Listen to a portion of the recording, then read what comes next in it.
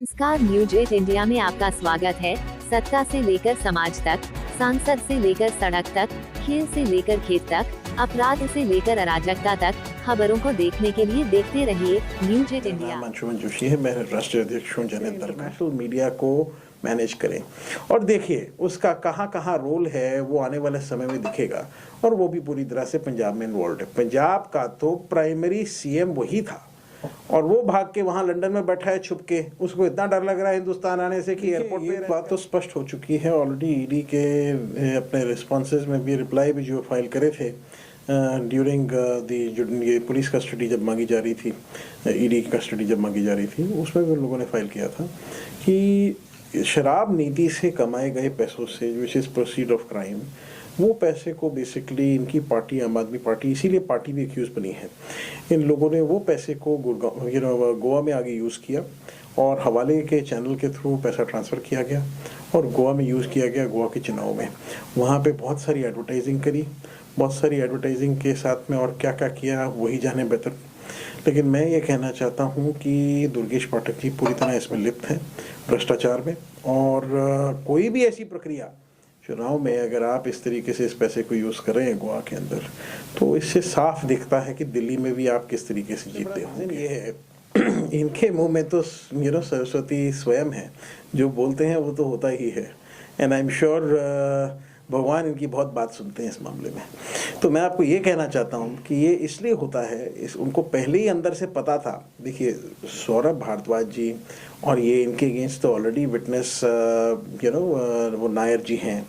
दूसरी बात ये है कि जब उन्होंने ऑलरेडी अप्रूवर बन के स्टेटमेंट दे दी है कि वो इनको बात करते थे, ऊपर से केजरीवाल जी ने भी कह दिया है, अपने ही मंत्रियों के ऊपर एलिगेशन लगा दिया है, तो फिर अभी क्या कह सकते हैं। तीसरी बात मैं आपको ये बताना चाहूँगा कि देखिए यही नहीं है, अब मैं आपको बता देता हूँ आने वाले समय में 18 एमएलएज और मिनिस्टर्स हैं जो इनके इन्वॉल्व हैं, और कैलाश गहलोत जी जैसे थे वो भी एक कमेटी के अंदर थे, जो मेन कमेटी थी मनीष सिसोदिया जी के साथ में।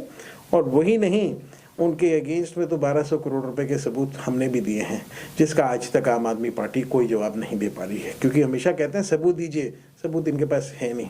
इनकी पूरी पार्टी भ्रष्टाचार में पूरी तरह से लिप्त है। इन्होंने दिल्ली की जनता को पूरी तरह से त्रस्त किया हुआ है, परेशान किया हुआ है। 52 करोड़ रुपए का मकान के अंदर रहते हैं। मुझे आप ये बताइए, जब ये आए थे इन्होंने एक छोटी सी मांगी हुई वैगनार में अपना प्रचार शुरू किया, और फिर आज आप देखिए इनके पास किस चीज़ की कमी है। राघव चड्ढा कहाँ है? राघव चड्ढा लंदन में बैठा हुआ है छुप के चोरों की तरह। क्यों ऐसा है? क्योंकि देखिए राघव चड्ढा का एक ही तो इतना, अगर आपने कुछ नहीं किया तो आपको डर क्यों लग रहा है? आपको आना चाहिए, आके दिल्ली में आपको इवेंचुअली फेस करना चाहिए एजेंसीज को। छुपने से क्या होगा?